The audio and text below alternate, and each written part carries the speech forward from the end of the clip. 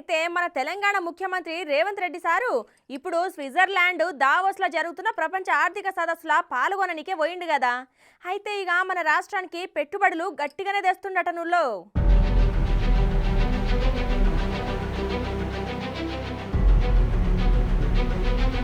ఇక వచ్చే కొన్నేళ్లల్లా తెలంగాణలో 12,400 కోట్లు పెట్టుబడులు పెట్టనీకే అదానీ గ్రూప్ అధినేత గౌతమ్ అదానీ సారు మన ముఖ్యమంత్రి రేవంత్ రెడ్డి సార్కు మాటిచ్చిండటనుల్లా.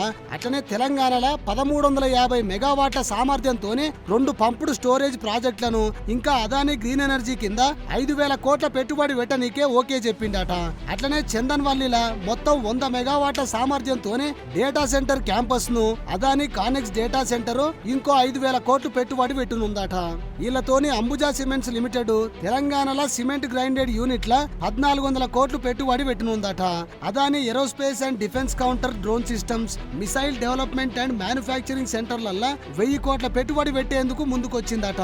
ఇక రేవంత్ రెడ్డి సారు మాట్లాడుకుంటా తెలంగాణలో అదానీ గ్రూప్ కు అన్ని ప్రాజెక్టులకు అవసరమైన సౌకర్యాలు, మౌలిక సదుపాయాలు, సహాయ సహకారాలు అందించడంలో రాష్ట్ర ప్రభుత్వం సహకరిస్తుందని చెప్పుకొచ్చిండు.